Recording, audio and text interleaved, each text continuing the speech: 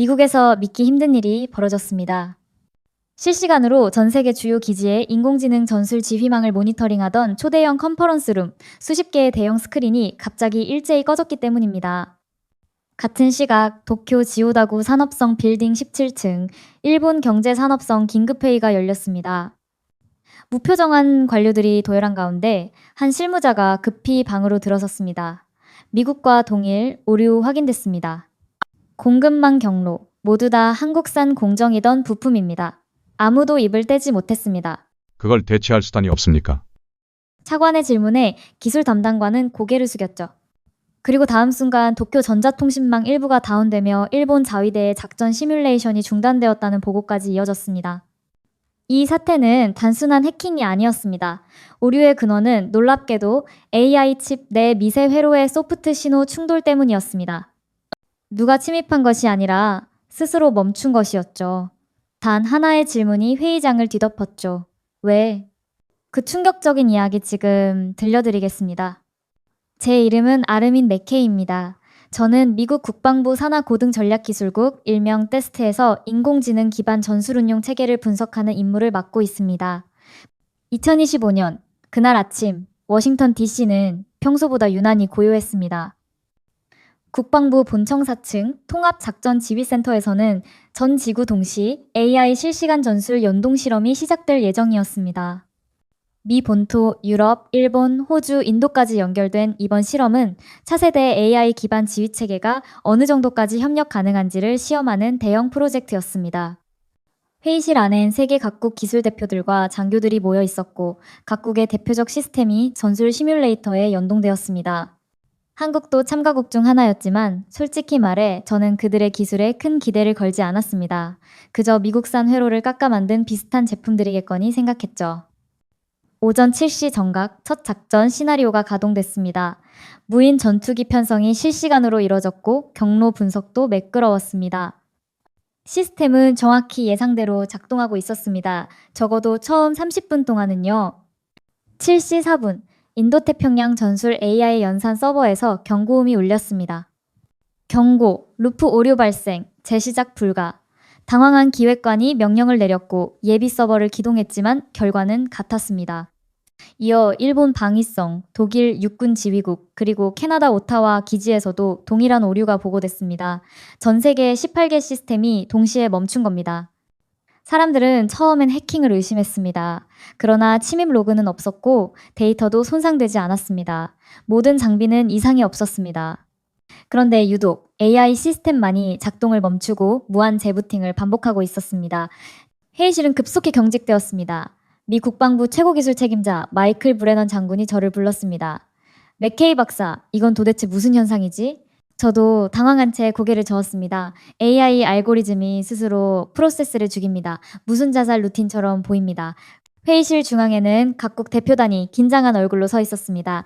한국 측 대표 자리에는 조용히 앉아있던 동양인이 있었습니다. 이름은 박도현.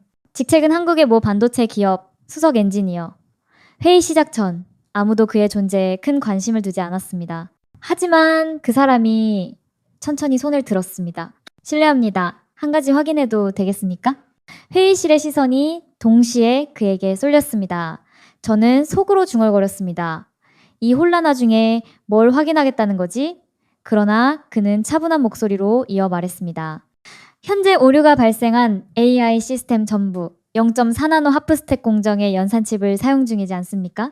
저는 놀랐습니다. 정확했습니다. 저희 시스템 코어 대부분이 바로 그 공정에서 제작된 칩을 탑재하고 있었습니다. 하지만 동시에 의문이 들었죠.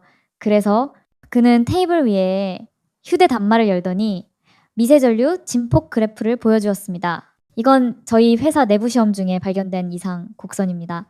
특정 조건에서만 나타나고 아주 미세하지만 AI 루프에선 치명적인 간섭을 유발할 수 있습니다.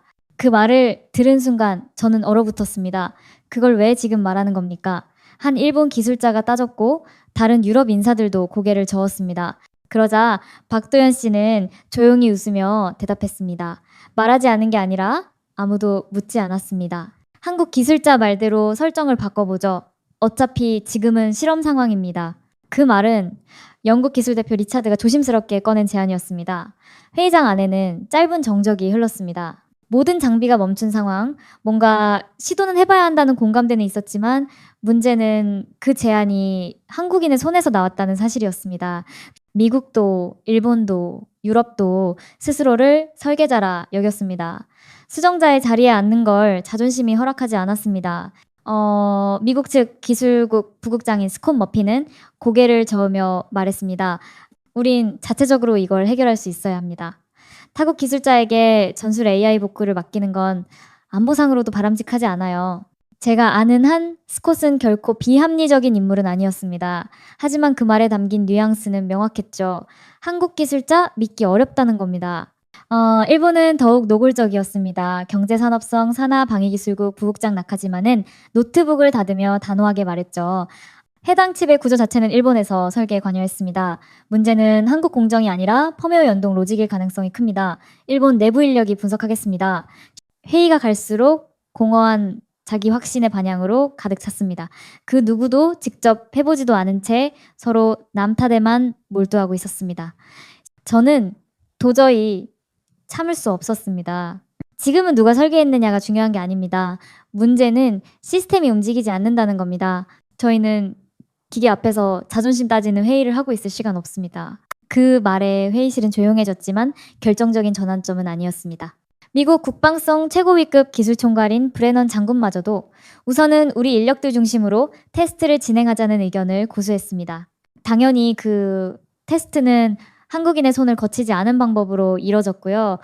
같은 시각 백악관 국가안보실 기술반에서는 한국 측 엔지니어의 접근권을 제한하라는 내부 지침까지 내려졌습니다. 아직 그를 의심하고 있던 겁니다. 우리가 믿지 못하는 자에게 우리 시스템의 가장 깊은 코어를 맡긴다? 그건 미국의 논리로는 수용할 수 없는 일이었습니다. 그리고 저는 그날 밤 회의실을 빠져나오는 박도현 씨의 뒷모습을 목격했습니다. 아무 말 없이 단지 커다란 종이봉투 하나만을 들고 있던 그 사람. 그는 저를 보고 가볍게 고개를 숙였지만 아무 말도 하지 않았습니다. 궁금했습니다. 부끄러웠습니다. 그를 의심하던 수많은 기술자들 중 단 한 명이라도 진지하게 그의 분석을 들여다보았을까? 그리고 바로 다음 날 모든 회의가 다시 중단되었습니다. 이유는 단 하나였습니다. 미국 측이 자체 테스트 중인 복구 알고리즘이 오류를 증폭시키는 현상을 일으킨 것이었죠. 단순 오류를 넘어서 일부 시스템에서는 자유무기 활성 조건이 왜곡되는 심각한 사태까지 벌어졌습니다. 실제 작전상 실수로 이어질 경우 치명적인 인명피해가 날 수 있는 수준이었습니다.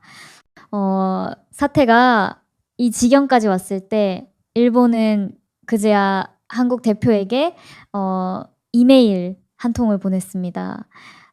간단한 기술 자문 부탁드립니다. 그러나 그는 이미 그 회의장을 떠난 뒤였습니다. 통역사의 말로는 박도현 씨는 방금 비행기를 타고 돌아가는 중이라고 했죠. 저는 복잡한 마음으로 손을 떨며 메일을 보냈습니다. 당신이 어제 회의에서 보여준 진폭 그래프 혹시 샘플 데이터라도 공유해 주실 수 있습니까? 5분 뒤 답장이 왔습니다. 필요한 건 데이터가 아니라 의도를 이해하는 마음입니다. 조정값은 아래에 있습니다. 단 3줄의 숫자. 그것이 결국 우리 시스템을 깨웠습니다. 그날 오후 미국 국방부는 긴급 내부 회람을 통해 타국 기술진 협조 요청 리스트를 공개했습니다. 독일의 자율방산연구소, 이스라엘의 드론 방위국, 그리고 싱가포르 기반의 하이브리드 AI 전문 기업들이 그 리스트에 포함되어 있었습니다. 동시에 일본 역시 독자 노선을 고수하며 자국 내 민간 연구기관과의 합동 대응 체계를 꾸렸죠. 한국 엔지니어의 숫자 3줄은 이미 시스템의 잠금을 해제한 상태였습니다. 하지만 그것이 일시적 회복일 뿐이다라는 주장이 회의실 안을 뒤덮었습니다. 미국 기술총괄 머피는 분명히 말했습니다. 우리는 근본 원인을 모릅니다. 복구는 가능할 수 있어도 재발 방지를 위해선 우리가 구조를 완전히 해명해야 합니다. 그는 틀리지 않았습니다. 그러나 그렇게 접근하는데 너무 많은 시간을 썼다는 것이 문제였습니다. 이튿날 독일 기술자들이 도착했습니다. 6명으로 구성된 고급 인력들은 모두 수십 년 경력의 반도체 해석 전문가들이었죠. 그들은 곧바로 테스트에 들어갔습니다. 공정 결함은 아니다. 고주파 신호 간섭이 연쇄적으로 루프를 유발하고 있다. 전기 신호 우선순위를 재조정하면 된다. 그들의 분석은 인상적이었습니다. 시뮬레이션도 곧 가동됐고 일시적 반응이 있었습니다. 하지만 그 반응은 단 37초였습니다. 38초째. 시스템은 상태 미지정 루프라는 오류 메시지를 출력하며 무한 대기 상태로 들어갔습니다. 오히려 이전보다 더 복잡한 경로에 갇혀버린 것이었습니다. 싱가포르 팀은 이보다 더 위험한 방향으로 접근했습니다. 딥러닝을 재교육시켜 오류 패턴을 스스로 인식하게 하면 됩니다. 그들은 자체 제작한 인공지능 모델을 메인 서버에 연결했고 AI가 오류를 자가 학습하도록 설정했습니다. 처음 10분간은 안정적이었습니다. 그러나 11분째 AI는 루프 오류를 외부 침입으로 판단하기 시작했고 방어 프로토콜이 활성화되었습니다. 그 결과 일부 시스템은 스스로 방어망을 차단했고 데이터 포트를 폐쇄하는 긴급 격리 모드로 진입해버렸습니다. 실제 군 작전에서 이런 상황이 발생했더라면 통신 두절로 인해 명령 체계 자체가 붕괴될 수도 있었던 상황이었죠.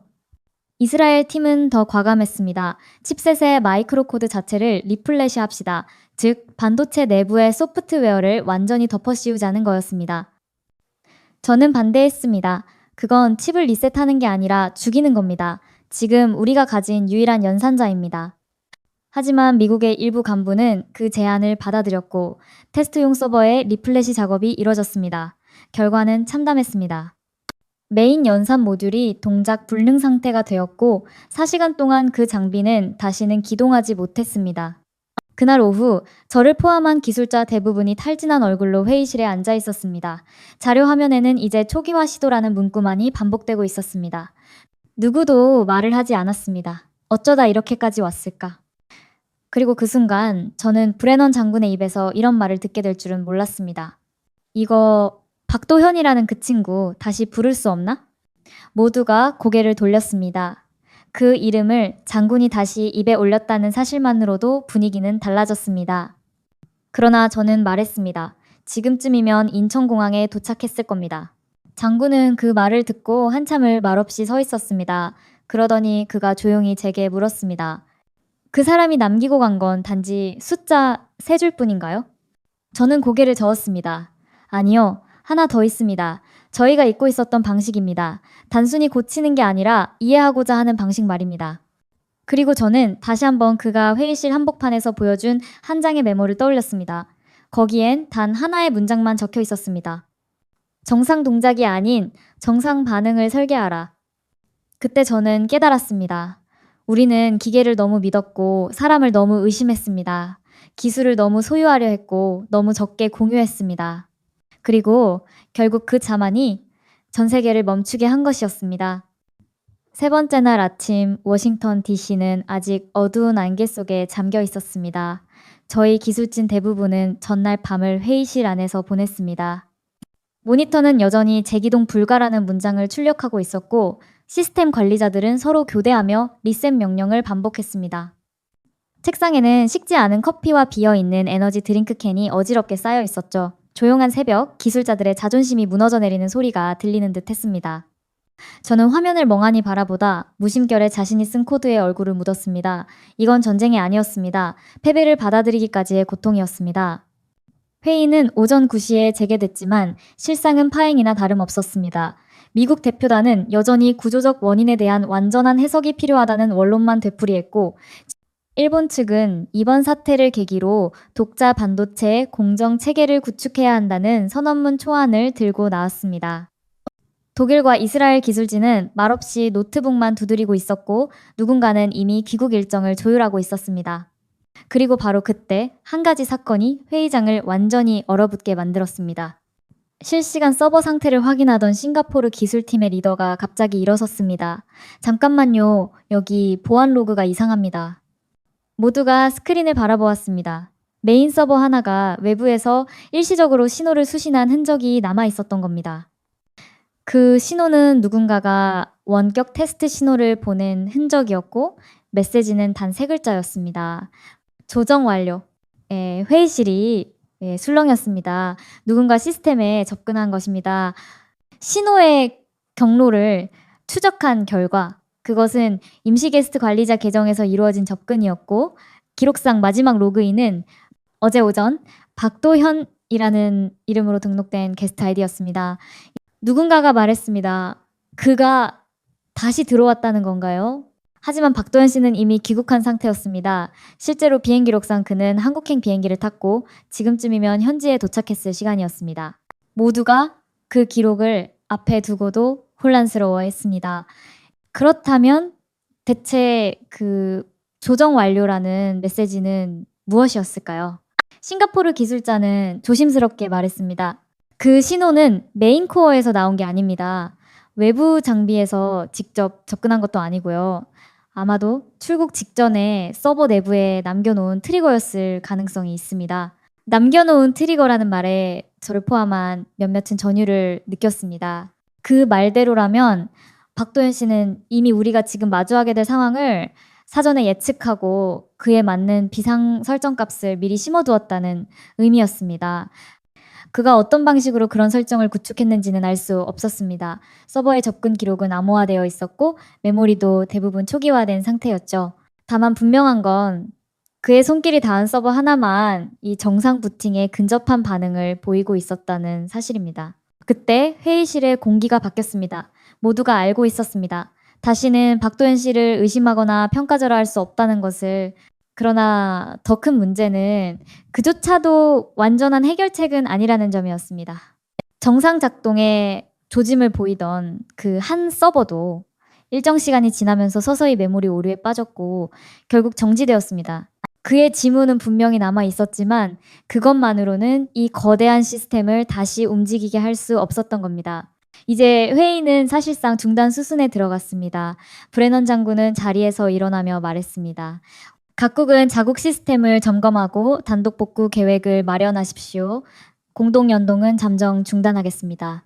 이 선언은 곧 우리가 한때 믿었던 국제 협력 체계의 붕괴를 뜻하는 말이었습니다. 그날 밤 저는 회의록을 정리하다가 테이블 아래 떨어진 종이 현장을 발견했습니다. 거기엔 박도현 씨가 남긴 낙서 같은 메모가 하나 있었습니다. 기술은 멈춰도 마음은 멈추지 않아야 한다. 저는 그 문장을 보고 한참 동안 말이 나오지 않았습니다. 우리가 무엇을 놓쳤는지 그제야 알 것 같았습니다. 그 다음 날 국방부 기술지휘센터에는 낯선 정적이 흘렀습니다. 대형 회의실은 절반만 채워졌고 나머지 의자들은 텅 비어 있었습니다. 유럽연합 기술진은 철수를 결정했고 이스라엘 팀은 공식적으로 대응을 일시 중단하겠다고 선언했죠.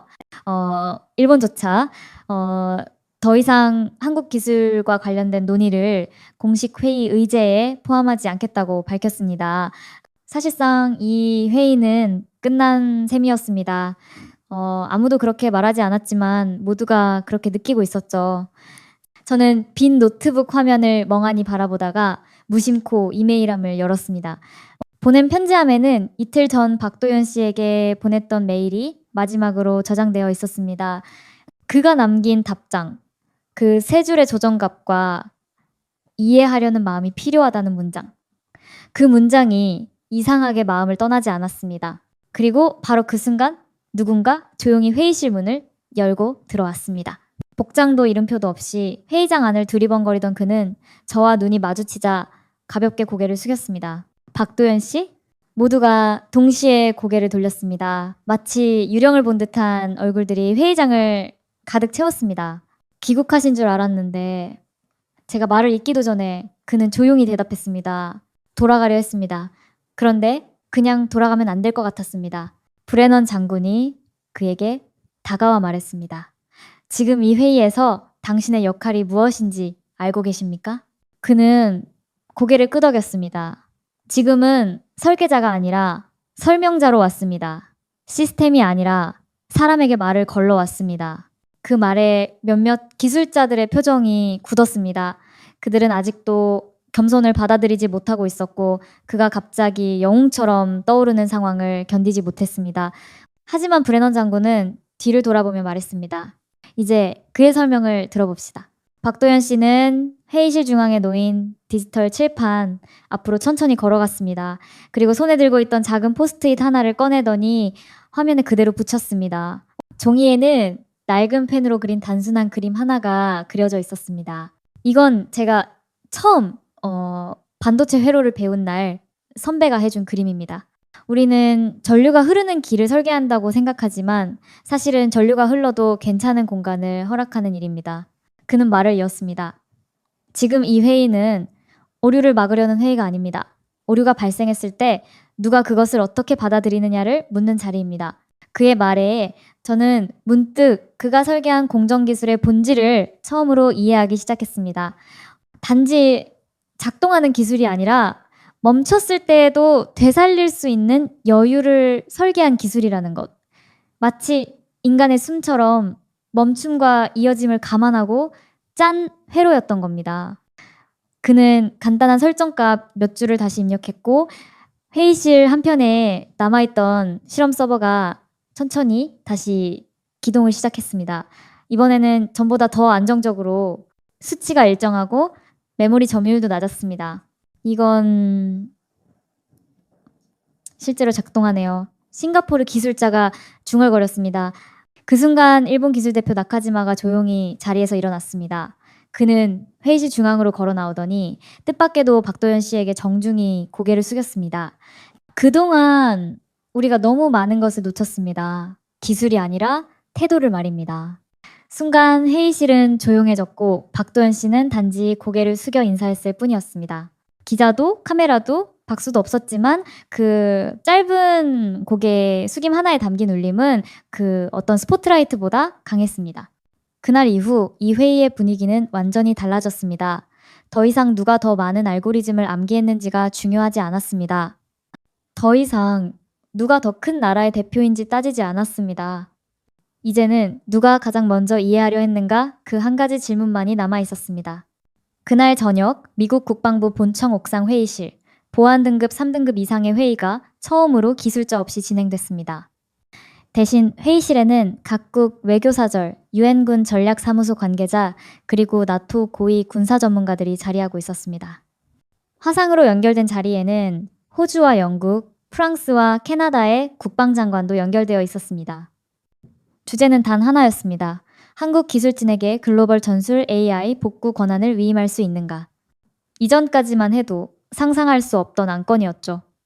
단 한 명의 기술자가 국가 전체의 AI 방위 시스템을 되살렸다는 사실이 언론의 일부에 유출되면서 이제는 단순한 기술 문제를 넘어 정치적 판단의 문제가 되어버린 겁니다.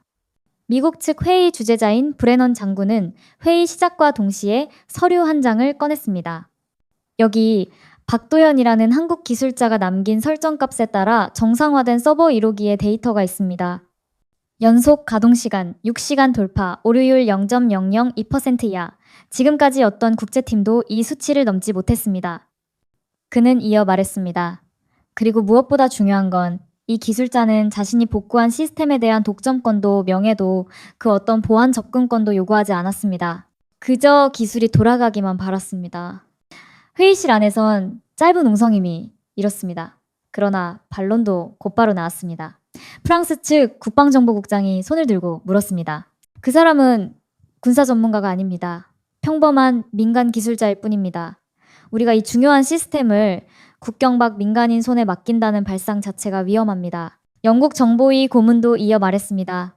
무엇보다 그가 어떤 철학을 갖고 이 기술을 다루는지 우리가 충분히 검증하지 않았습니다.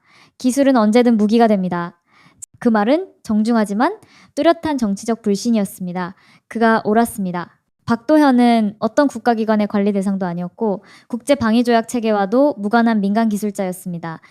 게다가 그 어떤 다자협약에도 그의 이름은 언급된 적이 없었죠. 그러나 저는 그 말을 듣고도 침묵할 수 없었습니다. 여러분, 그는 이미 증명했습니다. 시스템을 움직인 것도, 회로를 복원한 것도 결국 인간의 신뢰였습니다. 지금 우리는 누가 더 안전한지 논의하는 게 아닙니다. 누가 더 멈추지 않았는지를 보는 것입니다. 그 순간 화상회의에서 연결된 UN 전략기술자문위원장이 마이크를 켰습니다. 그는 낮은 목소리로 말했습니다.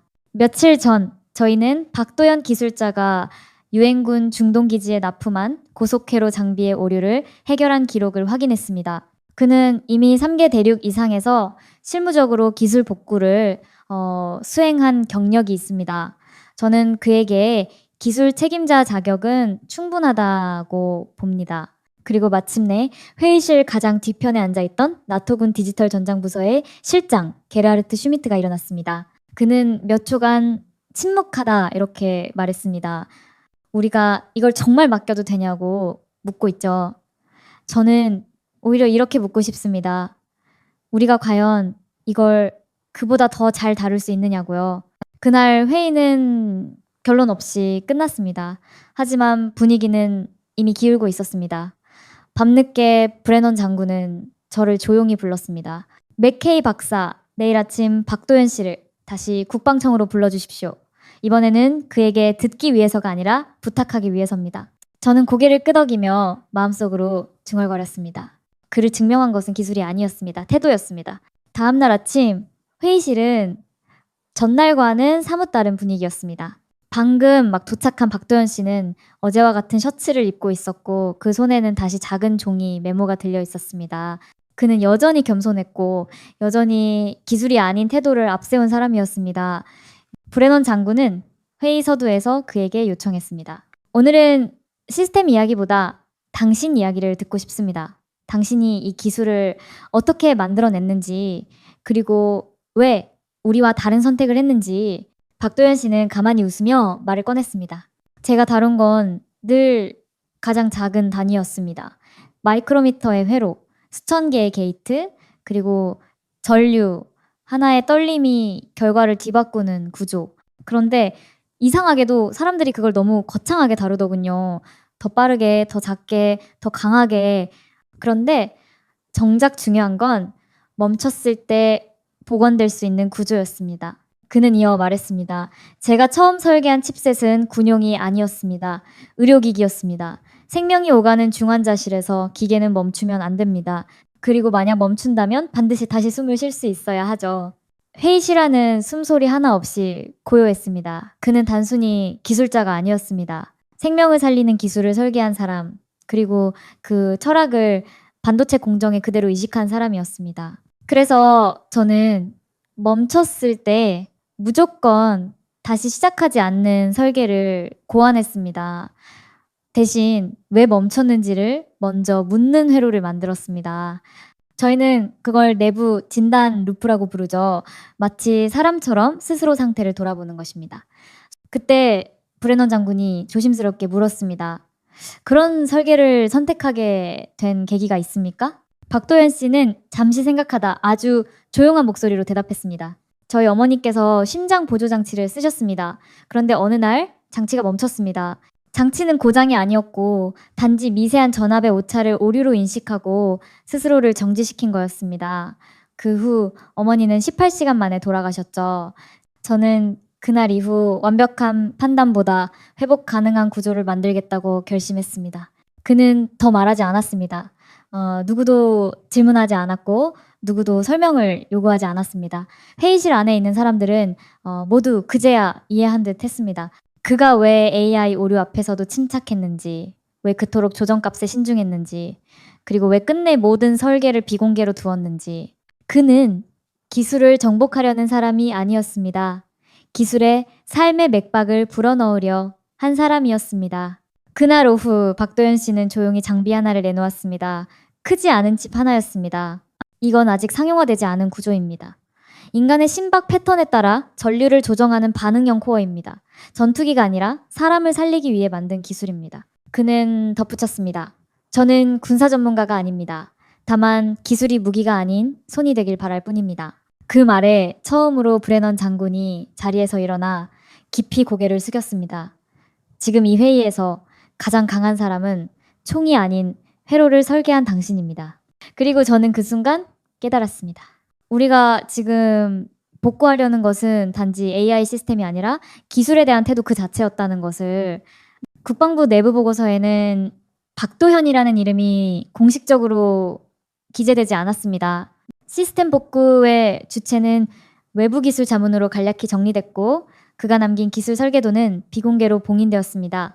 기자회견도 언론 보도도 없었습니다. 언젠가 전해진다면 아마 협력국 기술진 정도로 요약될 것이고 그의 이름이 세상의 입에 오를 일은 없을 겁니다. 하지만 아이러니하게도 그의 영향은 이름보다 먼저 움직이기 시작했습니다. 첫 번째 변화는 일본에서 일어났습니다. 일본 방위기술연구소에서는 박도연이 사용했던 내부 진단 루프 개념을 분석하기 시작했고 그 기술을 모티프로 자체 회복 알고리즘을 시험 제작했습니다.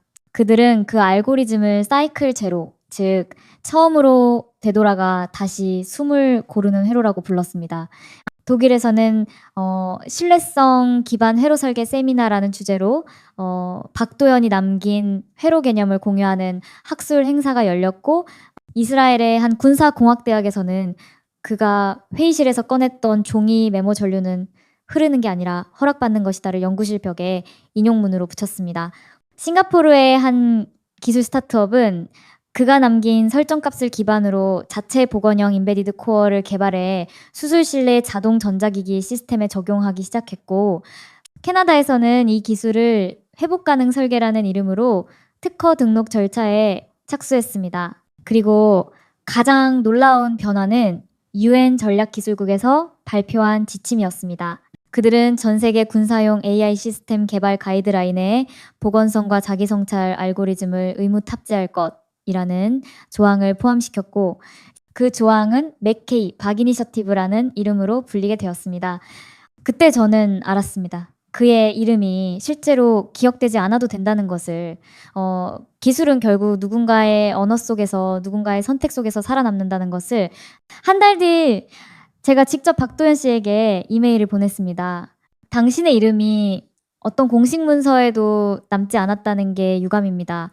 그는 짧은 답장을 보냈습니다. 대신 사람이 남았으니 괜찮습니다. 그 한 줄의 메시지는 제가 그 어떤 기술 문서에서도 경험하지 못한 깊이를 가지고 있었습니다.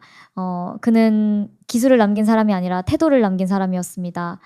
그 이후 저는 제 연구실 컴퓨터의 배경화면에 그가 회의실에서 붙였던 종이 메모를 띄워놓았습니다. 멈추어도 괜찮다. 돌아오면 되니까. 그리고 저는 가끔 상상합니다. 만약 그날 그가 손을 들지 않았다면 어땠을까? 만약 그가 그저 떠났다면 어땠을까?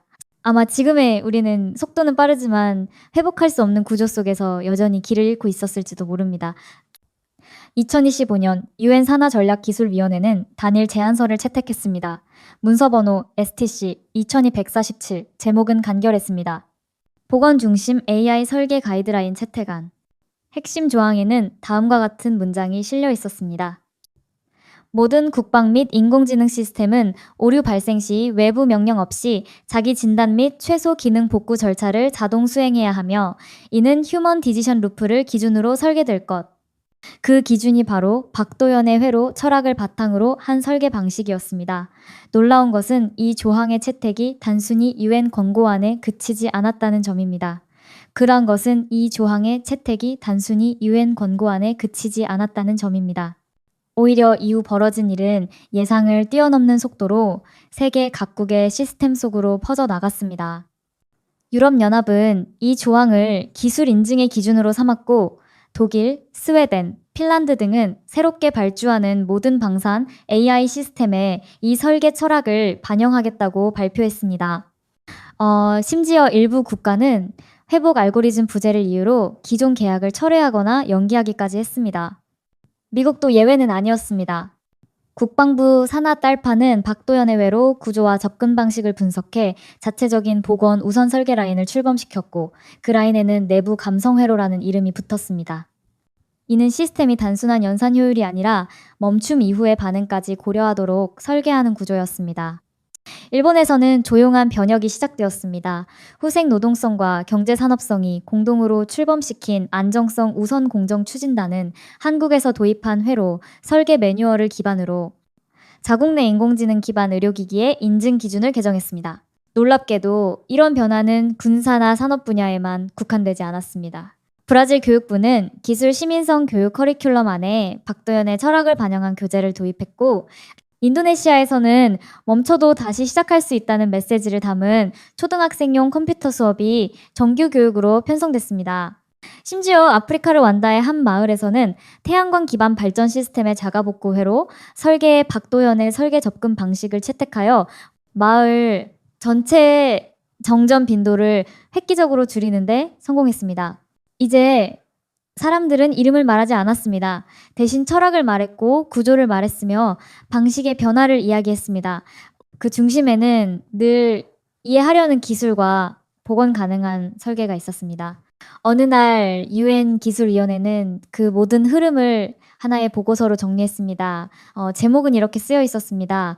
설계되지 않은 회복이 기술을 인간답게 만든다. 박도현이라는 이름은 그 보고서 어디에도 등장하지 않았지만 그 철학은 문장 곳곳에 살아 있었습니다. 그리고 저는 그 보고서를 읽으며 조용히 미소 지었습니다. 이것이야말로 그가 원했던 방식일 것이라고. 그해 봄 저는 인도 남부에 위치한 한 소규모 병원을 찾았습니다. UN 산하 기술 교류 프로그램에 참여한 연구자 자격으로 방문한 그곳은 최근 복원형 반도체 기반의 심장 모니터링 시스템을 도입한 곳이었죠. 제가 그 병원을 찾은 이유는 단 한 건의 보고서 때문이었습니다. 사흘 전 3세 완화 심장 정지, 장비 재기동 성공, 자동 조정 신호 감지, 생존. 보고서는 단 2문장이 전부였지만 저는 그 내용을 이해했습니다. 아이가 살아났다는 뜻이었고 그것은 바로 박도현이 설계한 회로 구조 덕분이었습니다. 현장 의료진은 말했습니다. 원래 장비는 전압 이상을 감지하면 자동 정지됐습니다. 그런데 이번엔 멈춘 게 아니라 속도를 늦추고 신호를 조정하더군요. 마치 숨을 고르는 것처럼. 그 말은 기술적 설명보다 더 깊은 울림을 줬습니다. 기계가 인간처럼 잠시 멈추고 다시 돌아오는 것. 그리고 그 방식이 누군가의 생명을 살렸다는 것. 이런 사례는 세계 곳곳에서 이어졌습니다. 캐나다 북부의 한 응급센터에서는 자동 차단 기능을 보건 설계 방식으로 전환한 후 겨울철 전력 공급 불안정 문제를 극복했고 프랑스 소방청은 박도현의 진단 루프 구조를 채택한 장비를 현장에 처음 도입한 후 사고 대응력 2배 향상이라는 공식 통계를 발표했습니다. 그리고 그 모든 현장에서 박도현의 이름은 직접적으로 언급되지 않았지만 그가 남긴 설계 방식은 생명을 지켜내는 방식으로 계속해서 반복되고 있었습니다. 그가 직접 만든 어떤 논문도 이름을 단 저작권도 남기지 않았지만 그 철학은 전 세계 사람들의 선택과 구조와 시스템 속에 고스란히 살아 있었습니다. 어쩌면 그가 남긴 가장 큰 유산은 바로 기술이 사람을 지탱할 수 있다는 믿음 자체였는지도 모릅니다. 전시장을 나서며 저는 다시 이메일을 열어보았습니다. 몇 달 전 제가 그에게 마지막으로 보낸 메시지에 답이 와 있었습니다. 단 3줄 기억해 주셔서 감사합니다. 남는 게 있다면 부디 사람이었으면 좋겠습니다. 기술은 결국 사람이 기억하는 방식입니다. 그렇습니다. 우리는 살아남기 위해 기술을 만들지만 결국 우리가 살아남는 이유는 누군가의 이름을 기억하기 위해서입니다. 박도현, 그 이름이 역사 속에 남지 않더라도 그가 설계한 회로는 여전히 사람의 가슴 속에서 뛰고 있을 것입니다. 그리고 그건 과학이 줄 수 있는 가장 인간적인 기적이었습니다. 이 이야기를 통해 우리가 조심스레 배워볼 수 있었던 것은 기술이 단순히 효율이나 성능을 넘어 사람의 마음을 담을 수 있는 그릇이 될 수 있다는 사실이었습니다. 우리는 때때로 더 복잡한 기술이 세상을 바꾼다고 믿습니다. 하지만 어쩌면 세상을 정말 움직이는 건 멈춰도 괜찮다고 말해주는 사람일지도 모른다는 걸 이 이야기를 통해 새삼 돌아보게 되었습니다. 공감이 되셨다면 그리고 누군가에게도 전하고 싶으시다면 좋아요와 구독으로 함께 해주세요. 지금까지 김아윤이었습니다. 감사합니다.